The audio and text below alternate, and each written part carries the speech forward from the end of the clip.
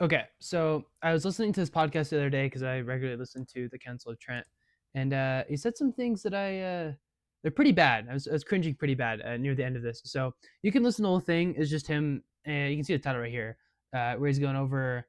I think it was a video that Alex O'Connor did. I didn't watch Alex O'Connor's video, but I did listen to Trent's, um, I guess, refutation of it, and it's pretty good. It's definitely worth watching, but I don't see any reason to go through the whole thing because it's really just this end part here that I was cringing at and that I wanted to comment on. So, uh, yeah, without further ado. When the issue of the Bible and slavery comes up, I think for many critics, this kind of argument is hiding behind their questions. Let me make an analogy. They might say, if the Bible taught that the earth was flat, they could not believe it's divinely inspired, because they know for a fact that the earth is round, or a spheroid to be precise.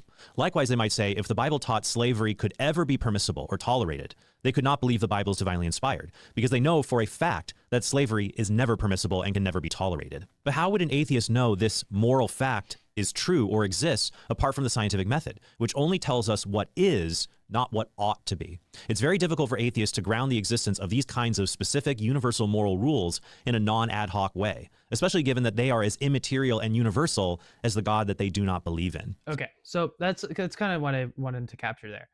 Uh, the issue is he's saying there's a couple very true things that he's pointing out, like just true, but he sneaks in a couple premises that I think are false. So yes, what are the premises that are true? Uh, Atheists have trouble grounding morality. Empirically speaking, yeah, this is just the case. I mean, he'll go into this in a sec, but like Alex O'Connor's theory of morality is just like it's no different than the way that like if I don't like if I don't like vanilla ice cream, or I like vanilla over chocolate, that distinction is no different than a person who feels that way about like murder, and like I don't like murder. No real distinction. You might feel a little stronger about it, but there's no like substantive distinction. I'll get into that for a sec. So it is the case that most atheists are some sort of moral relativists who think that morality is just what you feel about things. Yeah, that's just true. Like empirically speaking, almost all of them are that way. With one exception that I got more into in a sec, which is the objectivists, right? I wouldn't call myself an objectivist, but they're all atheists, and they have a theory of morality, and it's very in. I mean, they're called objectivists. They think it's objective. They're not just like, they're not just consulting their feelings. In fact, that's like the main thing they're against. So I think that I assume Trent knows like nothing about objectivists. Is I've never heard him mention them. I should probably look that up. But anyways, but the crucial, so that's true. So that premise is true. Atheists can't, or at least generally, are have complete trouble just grounding morality at all. Okay, that premise is granted. Okay, and then what's the other premise? The other premise is that a science, you cannot ground morality in science. This is also true.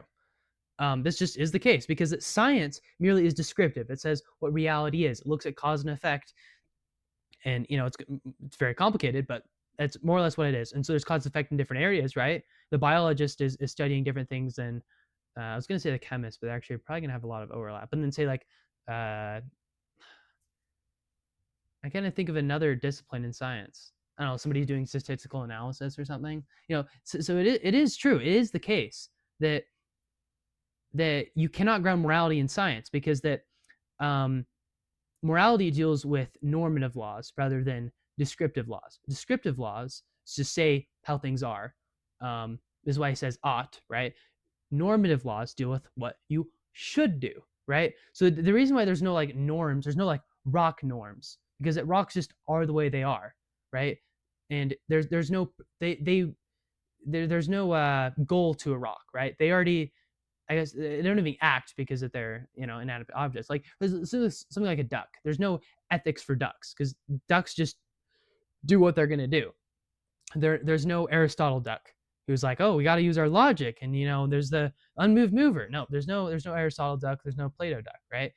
Ducks just are gonna do what they're gonna do. They don't need philosophy because what they do is automatic. They're not actors, I guess you could say, in the praxeological sense. So anyways, what I'm getting at is that it is the case. It is impossible to ground morality in science, right? But that's not.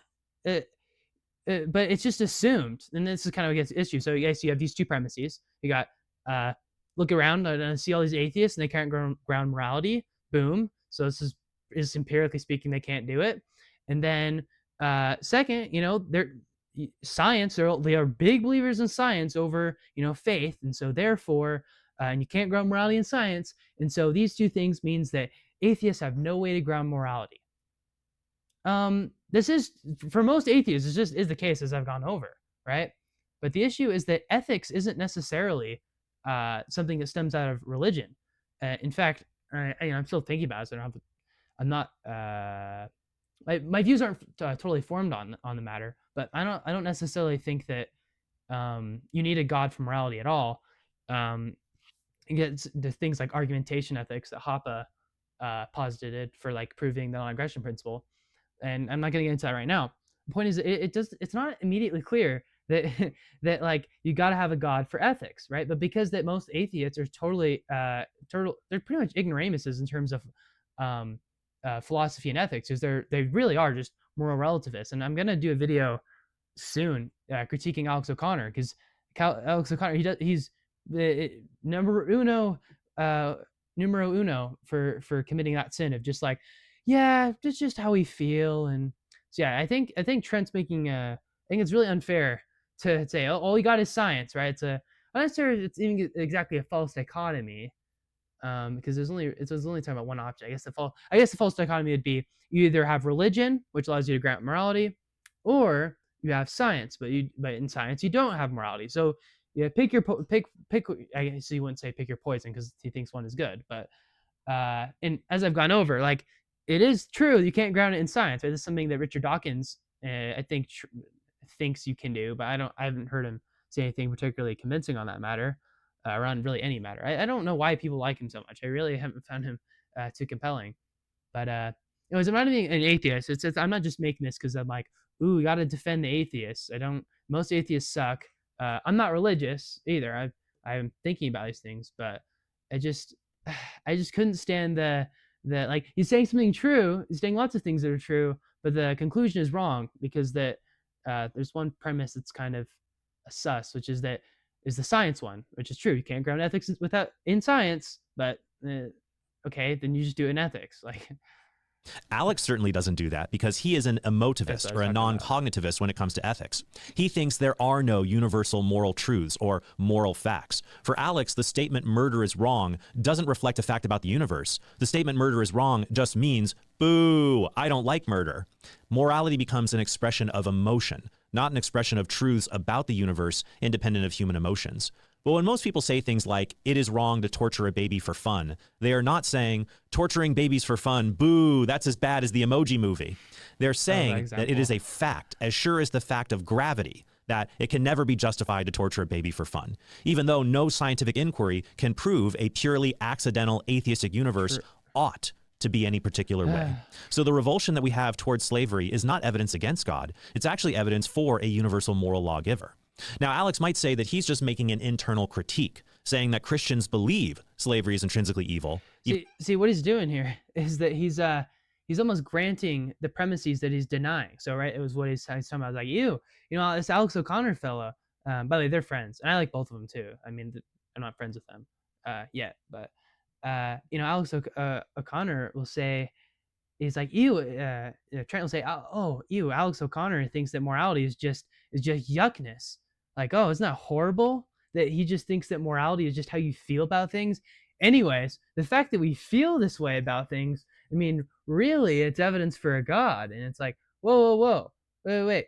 No, why don't you just prove to me that ethics exists, right? Because saying that the atheist can't, why don't you do it for me? It's like, no, the Christians prove for ethics, generally speaking. I know there's exceptions. There are people that like virtue ethics or something, from Aristotle, but they'll just say, well, it's wrong to murder because like we got this moral intuition. It's just like, oh, you feel it in your core.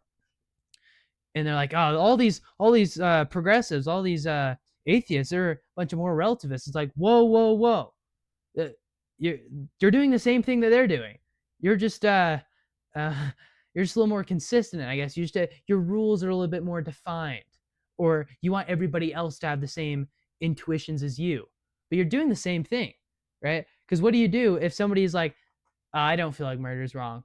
Like, I just don't feel it inside me. How do we say that person is wrong, right? If it's just this moral truth that we have an intuition of. And so, whilst denying that that's a good way to ground morality, because it sounds silly and preposterous, because it is, Trent's doing it himself. So his version's a little more nuanced because what he would say is that it's reflecting reality. It's not just my feelings; it's that my feelings are reflecting reality in the same way that my eyesight is looking out in the world and seeing a red object, and then the red's going back in my brain, and I'm thinking red. In the same way that like when somebody murders someone, I just like feel it inside myself. It's like a sixth sense, you could say. So it's a little more unique in its derivation, and he's not exactly granting the same thing, but it's pretty bad. It's really not great. So I think it's funny that he's denying all of this, right, whilst accepting it in large part. So yeah. Even though he does not, but the Bible permitted slavery in some cases, so they contradict themselves. But I've shown that since the term slavery is ambiguous, it can be defined in different ways Okay. to explain our different moral intuitions I'll finish that on different social arrangements. And so this harmonizes the situation, there's no contradiction. But if Alex says that this kind of harmonization is evil in itself, well, then he's back to trying to throw an objective moral sledgehammer that his non-cognitivist framework simply can't lift. Now, as I said, I was a bit drained when I put this together. That's a fire line, by the way. That his non-cognitivist mind simply can't lift with a sledgehammer. Yeah, anyways, that's good. But Very late last night, and your continued prayers for Laura's healing, they're greatly appreciated. So the reason I finished off, I just want to talk about just real quick. No slack to Trent. I really like him. I really like his stuff. I try not to. I don't want to always do this thing where I'm like, ooh, but even though I'm criticizing him, I really like this guy. No, I've learned a ton from Trent. So he said a lot of good stuff, and what he's going through, his wife has had cancer, so she had surgery recently for that, and so I hope that he's doing okay, and you should definitely go watch his stuff if you don't like. If you're not super familiar with like Catholic apologetics, he's definitely my favorite. So yeah, I doubt Trent will see this, but in case you're seeing this, Trent, if you want to talk about it sometime over a dialogue so you can have some chill content, then yeah. Thanks for watching, guys. Bye.